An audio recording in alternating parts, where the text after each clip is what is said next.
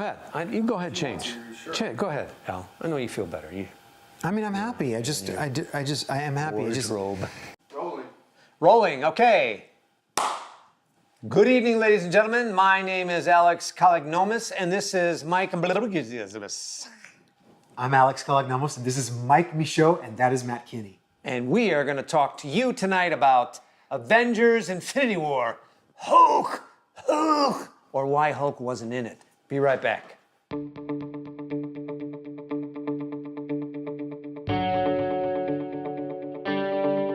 Oh, we're back!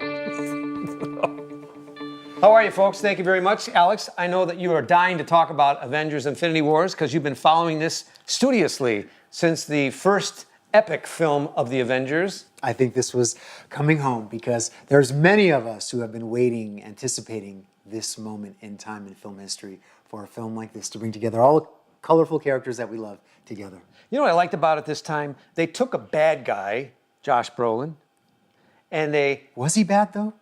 Well, that's the good part about it. He wasn't just a bad guy that kind of like you beat him up and throw him out. He wasn't a robot. He was a human being. But his idea of destroying the world made sense. You see, because this movie is about a guy named Thanos who comes to our planet to destroy half the population so that the other half can survive. He's done it many, many times on other planets, and he's justified in what he's saying. He makes sense because we're not able to do it, so he's going to do it. Life is about making hard choices, and he has the hardest one to make. Half of the population has to go in order for the world to continue, the universe to go on. Now, that might be a little bit of a spoiler, but I think we're okay with spoilers. I think you're going to find it out right in the beginning anyway. Yeah. And what's good is the Avengers now have to stop him, but they're torn as well. Because, after all, I mean, they're not actually friends. You know, you got Iron Man and Captain America who aren't speaking because of the Civil War. Right. And then you've got, I don't know what they did to Spider-Man. I got to tell you, it bugs me. He's a teenager now. He was so fun to watch. He was so funny, and I loved the humor that Tom Holland brought to this incarnation of Spider-Man in this film. That was one of the best things, seeing how all of them engaged with each other. So what happened to him? He's now this teenager that kind of, oh, Iron Man, I need you to tell me what to do. You know, that was one. Wet. I know. It was one of the things that I think it confused me a little bit about where he was on the timeline of his life, why he was so young. Why did they put him there? I don't know. And how about the Hulk?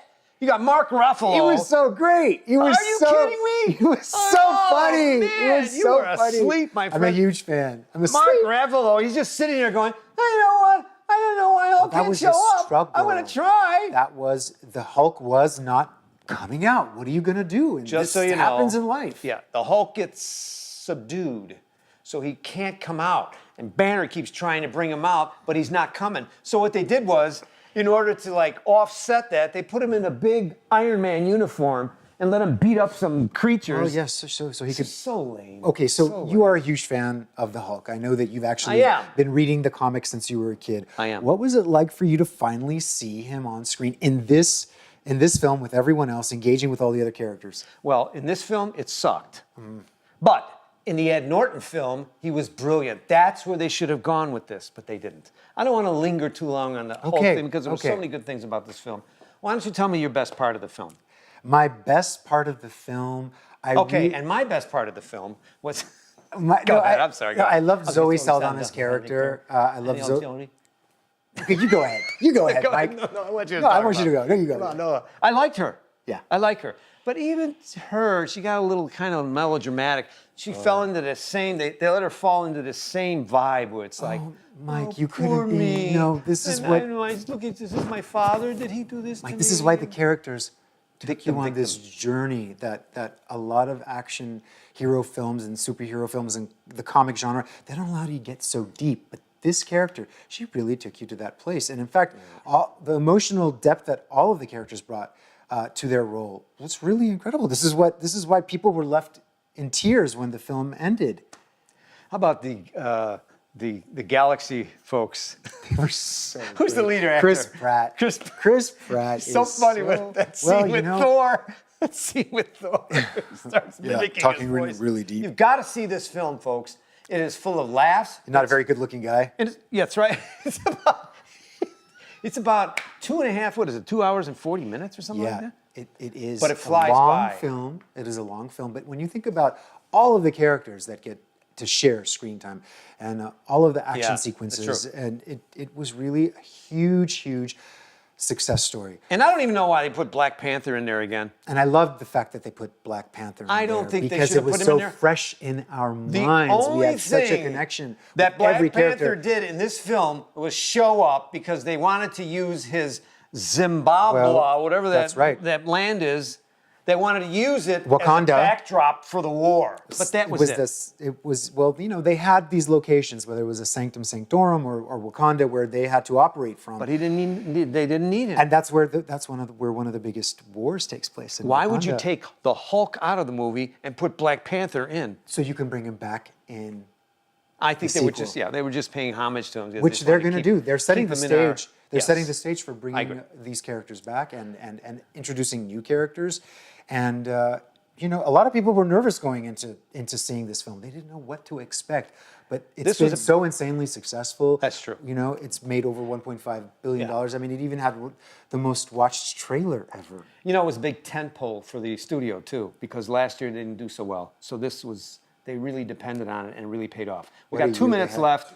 This is where Alex takes his 2 minutes, and this is where I kind of like fade into the woodwork because he never gives me my 1 minute. I just Let's feel like see if he'll do it this time. it's very important to acknowledge a film that gets a discussion going globally about film, anything that gets young people into the movie so that they can talk about cinema. You know, that to me is a huge testament to the power of filmmaking and writing and screenwriting and a studio head who really supports the vision. This is what's happening now with this film. And so I love that, because anyone who says, oh, film is dead, or, you know, people aren't going to the movies anymore, all you have to do is send them to the movie to watch this film, and you see that there's no argument. It's all about movies. Okay, is it me now?